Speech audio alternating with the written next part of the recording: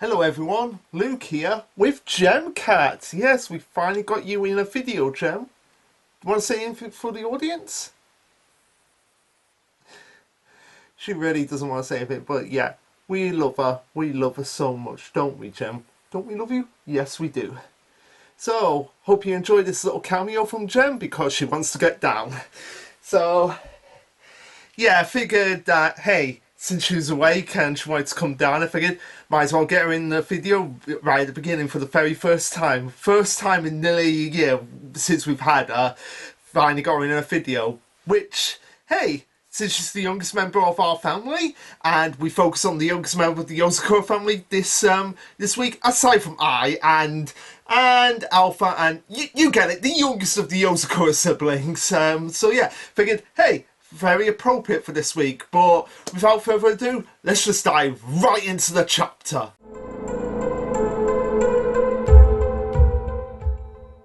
Alright, so this will be chapter 242, and yes, I hope there's a restaurant at the end of the universe with this chapter. Had to get that reference out of the way, Hitchhiker's Guide to the Galaxy reference there. But yeah, the title of the chapter is Regression, obviously referring to now I know true spring blooming of being called regression, as demonstrated from the ending of the last chapter, which is now the beginning of this chapter, where he's like, my topic is regression. Now, I was kind of right in the sense that it kind of works in a similar vein to what Ares' ability rewind does from My Hero Academia, but how it does it is in a completely different, well, it's similar, but it has completely different abilities, but the general concept is essentially the same. So yeah, and the little pot thing here that it spawns when Nano goes into True Spring Blooming, I was like kind of a bit like, what is actually this? But no, it's apparently it's like a cup that is used that Nano drinks out of, as we'll soon see as we go into the chapters. But yeah, it starts off from the ending of the last chapter, and Mozu at first is just like, you get the look of like, oh crap, but then you get the look of like, oh my god, this is exciting, this is really exciting, this is cool, this is the coolest thing ever, this is True Spring Blooming, what does it do, what does it do, are you going to tell me all its abilities, are you going to have me figure it out all by myself, so what does it do, what's its effect, does it count me, just explain it to me. It's Mozu is basically being one audience member would be, because if you know in Shonen Jump, if you've read a lot of Shonen Jump, you'll be like, okay, this new ability from this character's come through, okay, what is their power going to do? And they usually explain to their opponent what their power actually does. Sometimes though, twisted on his head, like with My Hero Academia, like I just mentioned, usually a narrator will come on to explain what the ability actually is, rather than just the character spewing it out loud. But I think this is actually more of a reference to Bleach, how in Bleach the characters will explain what the powers do, and Mozu is kind of like thinking that she's a character in Bleach, being like, okay, are you going to explain it to me? Like, what does it do? Is it counter? Is it counter me? Wait, no, it'll be faster if... Wait, no, it'll just be faster if I experience it myself, which, yeah, that would be the most logical thing here. It's like, so what does your power do? No, wait, I shouldn't ask you about it. I should just experience it for myself firsthand, because that way it'll just be faster rather than asking you how to explain it. By the way, speaking of Bleach then, October 5th, Core 3 starts. Really looking forward to that, and I really want to do, once the whole Fantasy of Blood War anime is wrapped up, do a retrospective video with the Control Chaos guys. If they're all up for it, I'll be up for it, because I'm sure we'll probably, if some of us have seen like the 1,000-Year Blood War anime, I'm sure we would have quite a bit to say for ourselves. But yeah, anyway, getting back to the chapter, Nano was just like, oh, I'm sorry to rain you playing, but yeah, my True Spring Blooming is nothing that flashy, and yeah, Nano is kind of like, I mean, he's not wrong. I mean, it's not as flashy as, say, Shion's True Spring Blooming of being glitches, which was just like a basic, like, just like mind screw for the people involved, and it was just like trying to figure out what where everything was at one time. But Mozu's just like, then what? If it's not, wait, really? Are you serious? It's not flashy? And now I was just like, no, really isn't flashy. Come on, I'll show it to you and explain it to you myself, and you can see it for myself, as you see now. I'll just gulp down what's in this actual file that that he's got before he's like So it's just like, so it's Sutek's gift of death from Doctor Who. But no, how it works. So Nano drinks from this fire he has, blows out this kind of like dust particle thing directly at the opponent, and Moses is like, oh, actually, this is quite nice. Our Aromatic, it's not poison, doesn't have any hypnotic components either. So what exactly is going on here? But then, as Mosu is actually trying to figure it out, we see the giant, enormous blob that's behind her just like starting to cough up Geyser as you see it going pure white and just basically regressing, for lack of a better word, because that's essentially what it's regressing back to a singular state. Before you just see it, just a splodge on the floor, just containing I guess the avatar for Mozu and Nanano, as Mozu's just like, okay, because Mozu is smart enough to figure out like what is actually going on here, and the fact that it's called regression, I think it's pretty self-explanatory what this true spring brewing actually is. So Nanano goes on and says, so Moses says, by regression, you mean, yeah, literally you are regressing things here, because Nano's ability is, basic brewing is adaptation, basically adapting to things, and regressing is bringing it, and true spring brewing is basically the opposite of that, bringing it back to a former state. So Nano goes on and says, yeah, you basically got it right, Mosu. So this bottle contains a solution that I formulated from my bodily fluids, mist then over an object, and the object cells will de-differentiate, regressing into their previous state. So yeah, you basically got it right, essentially. So not really complex in the sense of how it works. Like, his blooming adapts, his true spring blooming regresses. Pretty self-explanatory, yeah. But how it goes about it in being different to Ares' rewind ability is that we're going to figure it out in a little bit when Nano explains it in more detail. And I do like Mozu here, just be like, Mr. Nano, can I have a guess at what it does? So, you took your blooming adaptation and turned it inside out. I forgot it right. Did I get a perfect score on the test? And Nano's just there like, ding, ding, ding, you got it correctly. But one interesting quirk it has, seriously, I go on about Ares' rewind quirk from My Hero Academia. Like, the author knew, like, what this, where they got this idea from. Like, they're not even trying to hide it when they go, one interesting quirk it has, considering My Hero's just ended as well. Like, yeah, you seriously cannot tell me that the author of Mission Yozakura family looked at Horikoshi, saw Ares' rewind and thought, like, okay, that might actually work for Nano's true spring blooming. Like, they had to have got it. Like, there's no doubt in my mind that they took Ares' rewind quirk and thought, like, this will be an interesting ability to give to Nano and see what I can do with them and how I can differentiate it. Because whereas Ares would just rewind something to a previous state, how regression works here is that as the cells are regressing, they're showing Nano their memories of how they actually evolved. So it basically regresses to a previous state, but also gives them memories of, like, okay, how did this ability? So I guess it's kind of like, say it was used on me, I will obviously regress to a child, but then probably give Nano all the memories of, like, okay, how did I get to this point? Like, how did I get to be me in this particular time zone? And he goes on further of saying, let's take our fusion cells, the Nano Mozu ones, for example, again, just as they reverted their combined states into Nano cells, and Mozu says, I can trace back through all the research you piled into them and your body, effectively scanning through your memories and your research. So yeah, basically, essentially, if you took, like, somebody's body, used regression on them, you'd be able to, like, okay, they get regressed back to a child, but also you'd be able to properly access the memories of, say if you got to, I'm trying to think, okay, say if you really wanted to get into, a mind blow here, use regression on Asa, refer him back to a child, but also, like, okay, so this is how he got to where he is right now and all the messed up stuff he actually did. Like,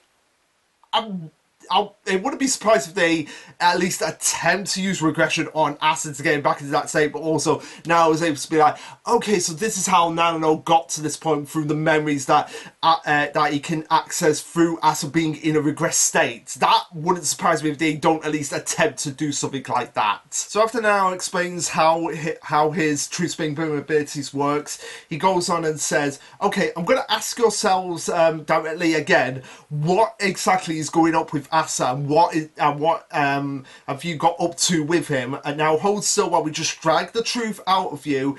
And Moses is like, oh, okay, so in other words, you're trying to break down everything I've built. If that's what you want, you don't deserve to be called a researcher. In that case, I'll just have to absorb you. No, I think Nano does deserve to be called a researcher because he's researching how to defeat Asa by taking his True Spring Blooming and using regression on you and the cells that you've created. So no, he does, because he's researching possibilities of how to actually help his family here.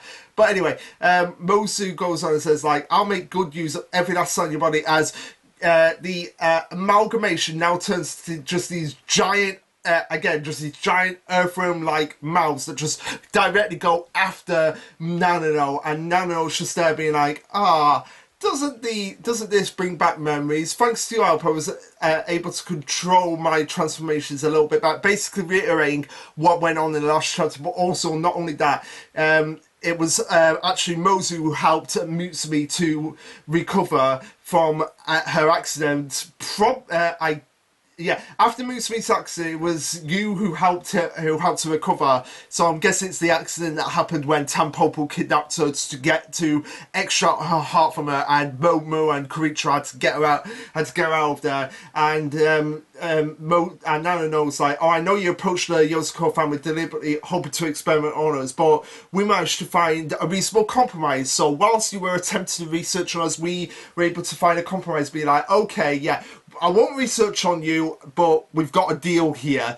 And at least that was the way until Tayo came along, because Tayo, again, such an enigma which only fascinated Mosu. Like, not only was he able to take on Mutsumi's blood, but also then Momo, and also Subumi. So basically taking amalgamations of all of them and just smashing them into his body. And it was Tayo's ingested greater and greater levels of the Yozakura powers, and yet he's still alive, and yet and even besides that, he's just a normal human. So so he kind of like, okay, a normal human has taken on so much of this power and he is still alive. Yeah, I know, Mosu, that wouldn't have fascinated you. That would be an aspect that would have fascinated you 100%. You cannot deny that. That piqued your interest. I noticed you set your sights on him, and that is why I cut ties with you. Like, yeah, I'm not bloody surprised, because it would be like, hey, this guy Tayo is with the Yozakuras, taking on all these abilities and everything, and yet he's still alive. Fascinating. I wonder if I can get him away from that. And yeah, Nano obviously found out about this. It was just like, yeah, no thanks, Mosu. That is my brother-in-law there. That is like my big brother Tayo that's coming to my family. And you're basically asking him to sacrifice himself, basically asking me to hand him over for your expense. Yeah, no way I'm going to do that. And this is where Mosu was just like, okay, I guess I've got to go to Asa now. Because even though Nano thought that Mosu might have mellowed out over the past 5 years, she went an even worse step and sided with Asa. So, yeah, I can see why Nano would be mildly pissed off at Mosu at that point, because Nano goes on and says, it's because you're interested in what Asa wants to do with him, right? You've manoeuvred us into these one-on-one conflicts so you can separate him from the rest of us so that Asa can get to him.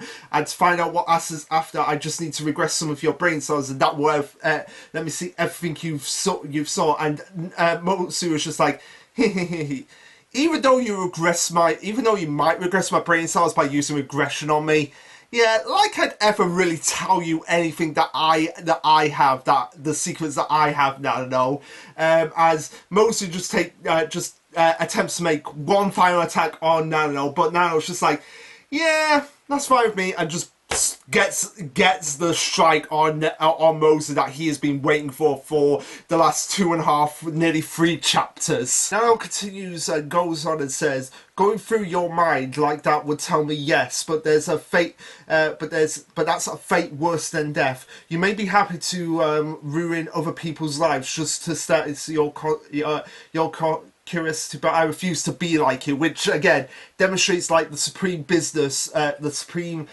differences between Nano and Mozu. Mozu is just in it for herself, whereas Nano is in it to protect the people around him that he truly cares about.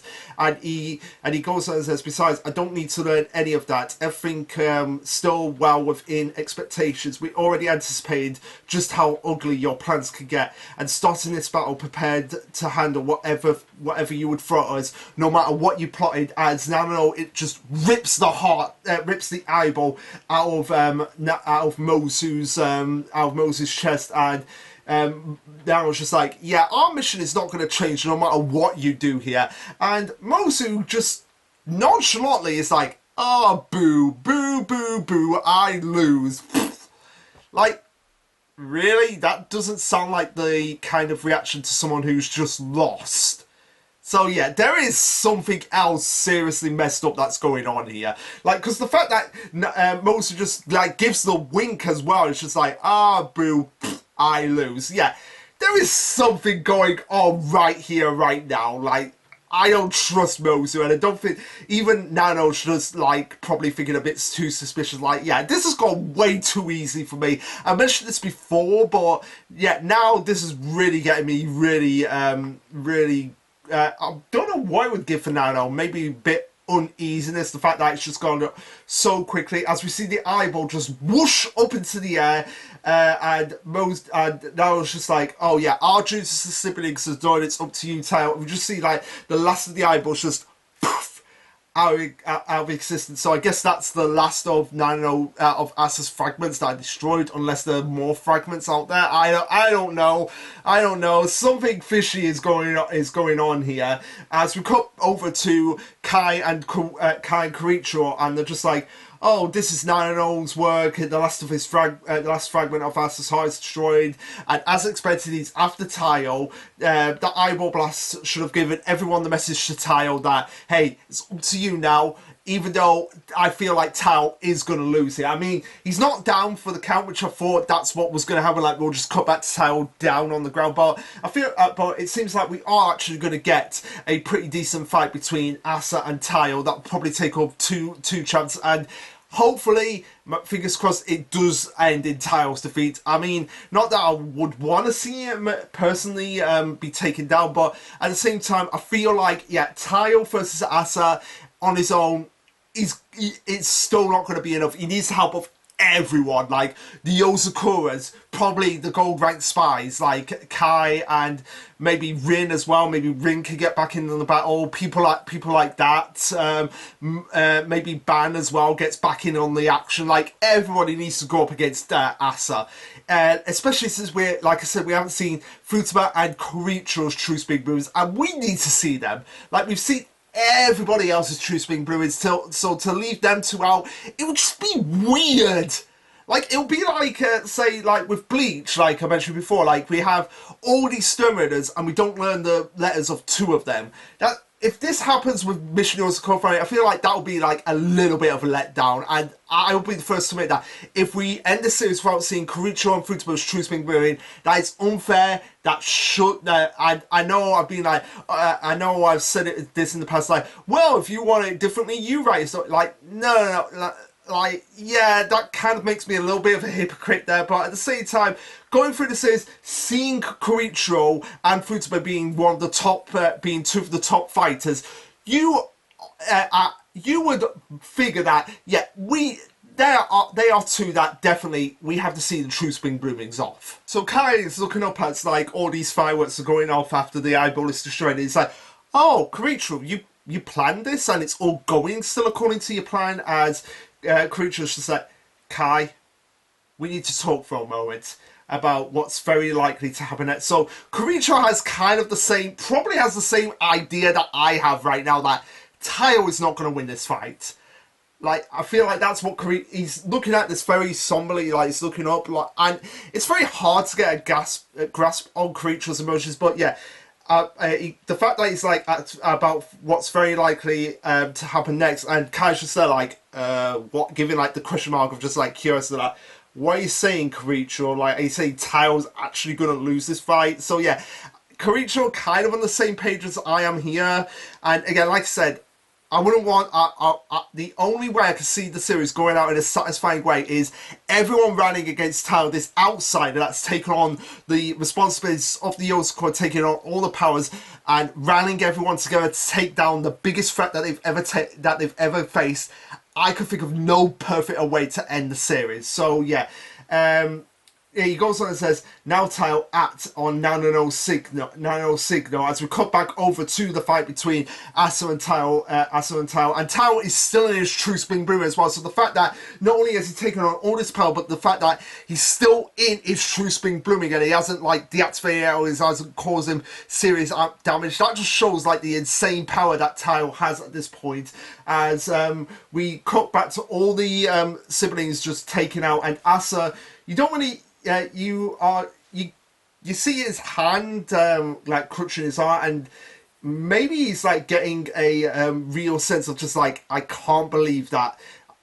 I guess he's the fact that he shows all his children, quote unquote, even though they're not really his children, they're just vestiges for him to do his plans. He's like, it'll probably give him the look of like, I can't believe they've actually failed. Seriously, I cannot believe they've actually gone out of the way to fail me like this.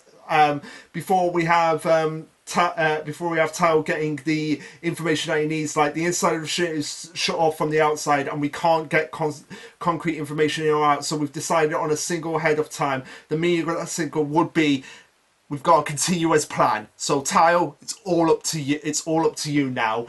As he goes on and says, I did what I could to suss out your plans while waiting and watching for the signal to move ahead with ours. Now I've got the all clear to move forward accordingly. I'm moving on to the final stages. If you see him taking his coat off, I don't know what his clothing actually means here, like whether he's just like exerting so much power that is affecting his clothing right now. But yeah, basically what was happening was that Tao was stalling for time, essentially, until this point where it's like, okay, so the heart fragments have been destroyed. That means I can go all out, no holds bar, get rid of you. Even though I think we all can kind of see this coming, that Tao is going to fail this fight, because I feel like Asa doesn't need anyone. It's just like, oh, it'll probably just be like, oh, fine, right. If that's the case, I'll just take you on myself. I don't need anyone. And yeah, Asa, I could feel like, doesn't actually need anyone. All of these people that have been on his side have been nothing more than pawns to just be like, okay, you distract them, while I focus on our main objective, which is getting Tao. This is where Tao really goes in for the attack, as he goes in, tries to strike at Asa with a full-force punch, but Asa, being the badass villain that is, just basically stops it dead in its tracks. And I don't know whether he like crushes Tao's hand here or not, but Tao is essentially using probably as much force as he can, and Asa is just being like one of those people who are just like, so Tao's going, and Asa's just there, like, he's not even shaking at this point. He's just being like, yeah, I'm crushing your power, Tao. As we get to the final bit of the chapter where we see, again, Tao just going all out with his full power punch, but this time as well, it's really starting to take an effect on Asa, and that's where the chapter ends. So pretty much again, standard chapter for these fights that have been going on for the past like 2 months at this point, where we've got all the tricks movements of everyone whilst they face off against their individual opponents. And again, even though the fight's been relatively short, I'm still happy that we got to see at least all of them, like with the exception of the Kai and Karichiro fight.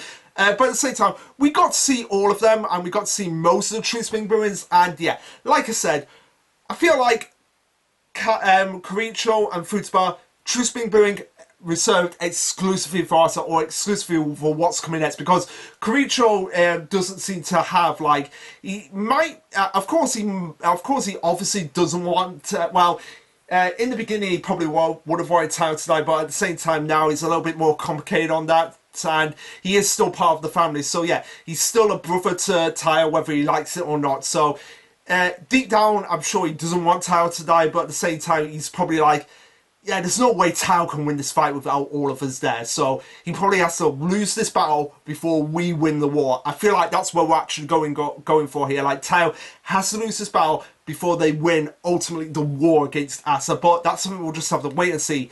So anyway, guys, yeah, like I said, really basic chapter, but I'm glad we got to see all the fights and we got to see all the true spring bloomings. I think that's one of the things that I'm going to take away from this final portion of the series. That at least we got to see all the abilities of all the major characters that we've grown to know and love over the series. So anyway, what did you think of this chapter? Let me know. Like, subscribe, comment, all that jazz. And this will be Lasherluke signing off.